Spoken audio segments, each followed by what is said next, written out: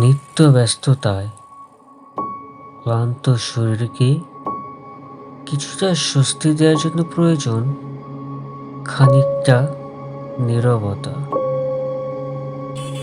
শহরের যান্ত্রিক কোলাহল থেকে অনেক দূরে একদম শান্ত ও নিরিবিলি কোনো এক জায়গায় কিছুটা সময় প্রয়োজন, যেখানে গেলে সব ক্লান্তি শেষ হয়ে যাবে এক নিমিষে।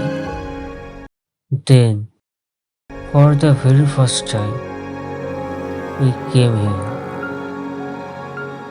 out of crowd, out of network, just peace and silence.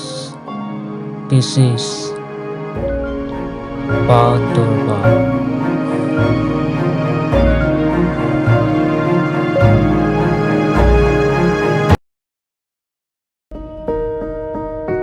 আর এখন আমরা আছি বান্দরবানের আরেক বিস্ময়।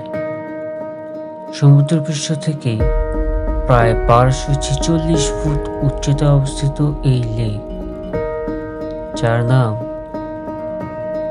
বাওয়া লেক।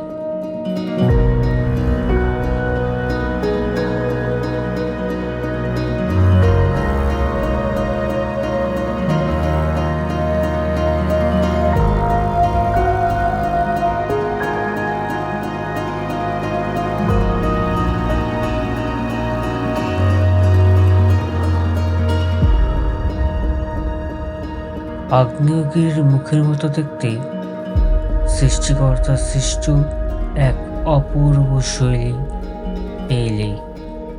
একদম ছবির মতো সুন্দর ও গোছানো এই লেক, যা নিজ চোখে না দেখলে অনুভব করা যাবে না কোনোভাবেই। রহস্যময় সৃষ্টির মতোই রহস্যময় এর নামকরণ। স্থানীয়দের একে ড্রাগন লেক বলার পিছনে একটা সুন্দর মিথ প্রচলিত আছে। বাম ভাষায় ড্রাগনকে বলা হয় হচ্ছে বগা। আর প্রচলিত গল্প অনুযায়ী এই পাহাড়ে কোনো এক গুহায় একটা ড্রাগন বাস করত।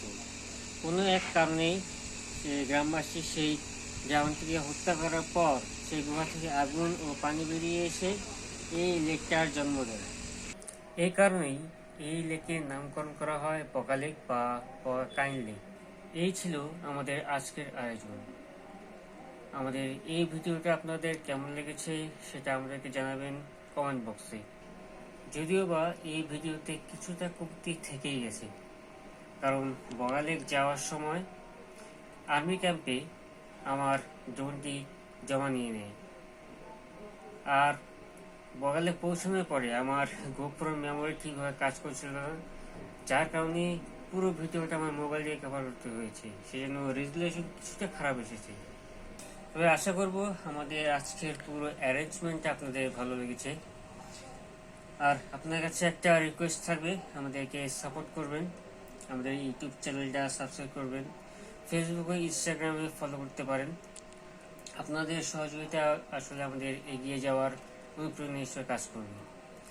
আর খুব শীঘ্রই হাজির হব নতুন আরেকটা সুন্দর ভিডিও নিয়ে, যেখানে আশা করছি কোনো কমতি থাকবে না। পাশে থাকবেন। আল্লাহ হাফিজ।